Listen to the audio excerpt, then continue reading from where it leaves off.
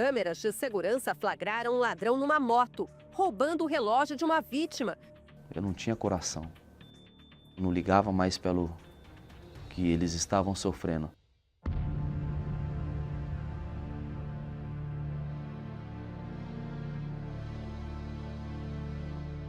Com 13 anos de idade aproximadamente, 13 para 14 anos, eu conheci o mundo do crime, aonde eu fiz o meu primeiro furto de uma moto, uma motocicleta, porque eu já estava envolvido ali no mundo das drogas, no mundo das baladas, então eu via as pessoas nos bailes funks da vida, né? Então eu falava, poxa, eu quero ser igual a eles.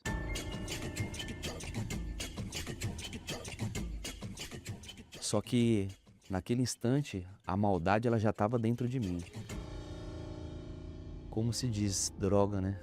A minha vida ela se tornou uma verdadeira droga. O porquê eu não conseguia mais viver sem usar uma substância química, sem fumar maconha, sem beber. Eu tinha que estar sentindo algo no meu corpo. Então eu mostrava que eu era uma pessoa feliz. Só que eu não era.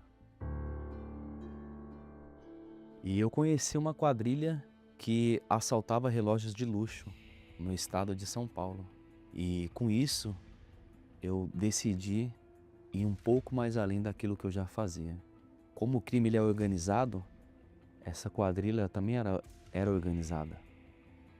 Então a gente se encontrava em lugares específicos, cada um em uma moto, e a gente ia para lugares específicos de São Paulo, regiões nobres, para encontrar pessoas de alto padrão, pessoas que estavam portando relógios de 20, 30, 100 mil reais. O momento oportuno era quando o trânsito parava e era naquele momento que eu que estava com a arma, eu ia até o vidro do motorista e batia no vidro com a arma em punho e ali eu subtraí o relógio. Até o dia que eu fui preso. Ali eu percebi que os amigos que eu achava que eu tinha lá fora, aquilo que eu buscava não tinha sentido. Então eu me vi dentro de uma cela totalmente desesperado. Porque quem vive a vida do crime sabe que um dia vai ser preso, que vai morrer. Isso aí é óbvio. Mas eu não acreditava que iria acontecer comigo, né? Tudo indica que, obviamente, eu ia parar com isso, né? Porque perdi tudo que eu estava buscando, né? Só que não. Eu passei a fazer as coisas do crime lá dentro, a estar com o pessoal na linha de frente. Então o ódio pela polícia, pelos guardas, aumentou. Quando eu ganhei minha liberdade, eu continuava usando drogas, saindo, buscando essa falsa alegria, essa falsa paz. E nos momentos que eu estava na balada, nos momentos que eu estava ali curtindo, realmente eu estava feliz. Mas quando eu chegava em casa, vinha o vazio. Vinha aquela sensação de desprezo, de uma pessoa sem valor. Um dia, um colega meu, ele me fez um convite para ir até a Igreja Universal. Só que eu ficava rejeitando por algumas vezes, porque ainda tinha um orgulho dentro de mim. Então eu imaginava, poxa, bandido, criminoso, baile funk, mulheres e tal, um monte de coisa, eu vou fazer o que na igreja? Eu era muito sincero, eu não gostava de ficar inventando desculpa. E ele muito sábio, usado por Deus, ele permaneceu fazendo alguns convites, até que chegou no ano de 2021, falei, eu vou lá nessa igreja, vou lá conhecer, né? Porque eu via um exemplo nele. Ao ponto de eu chegar a entrar dentro da igreja com droga, com maconha no bolso, cigarro, e eu ir no banheiro e ver que eu tava com aquilo ali, eu falava, meu Deus, eu tô dentro da igreja com isso aqui. Então a primeira reunião que eu participei já me trouxe um temor para dentro de mim. Conforme eu vim essa primeira vez, esse obreiro ele não precisou mais me convidar para mim vir as outras vezes. Eu percebi que era algo que possivelmente iria mudar minha vida. E ali eu passei a ir mais vezes, eu passei a praticar aquilo que era falado no altar. escutava os vídeos da Igreja Universal no YouTube, lia livros, a palavra de Deus ela foi me limpando aos poucos. Eu comecei a entender que o sofrimento lá atrás era espiritual. Eu passei a entender que o vício era um problema espiritual. Porque eu já tentei parar algumas vezes. Aquilo ali eu fui tendo força para vencer. Eu fui tendo força, minha mente ela foi clareando. Então eu falei, poxa, é possível.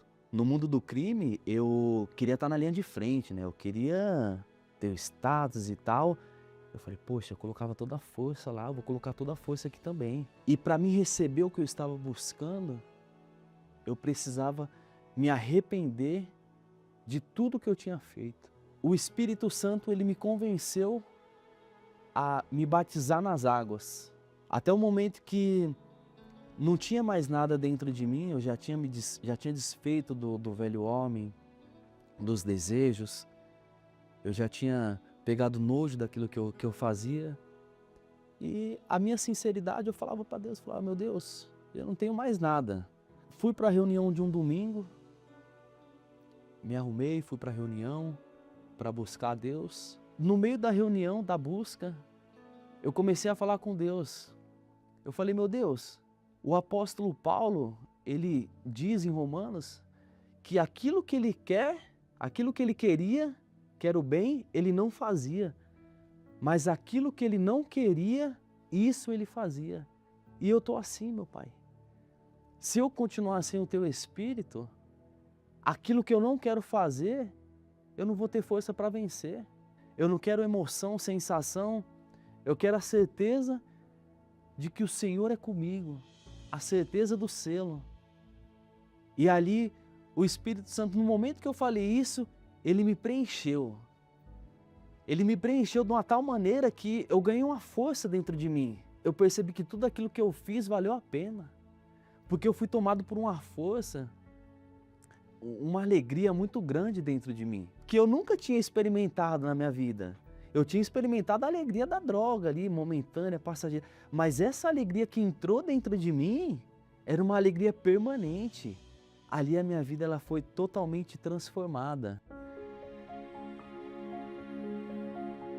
Hoje eu entendo aquela palavra que diz, ah, se o meu povo me escutasse, eu de pronto lhe abateria o inimigo. Tudo isso que eu passei eu poderia ter evitado, mas porque eu não dei ouvidos para Deus, Deus ele permitiu que eu passasse por aquilo.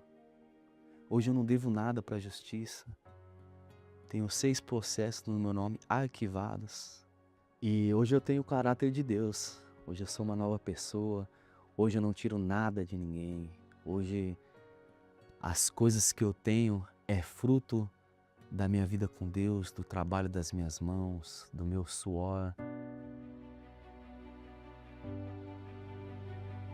E hoje eu ainda vivo na prática do roubo, só que é um roubo diferente. Eu roubo as almas do inferno, as almas que estão sofrendo, que estão gemendo. Inclusive, eu evangelizo dentro das Fundações Casa. Eu passo a minha experiência para os jovens que são julgados por muitas pessoas por não ter mais jeito. E hoje eu posso falar para eles, tem jeito sim. Eu te desafio a tomar uma atitude de procurar uma igreja universal mais próxima da sua casa. E Deus ele vai transformar a sua vida assim como Ele transformou a minha. E em breve você vai estar aqui contando o seu testemunho para outras pessoas.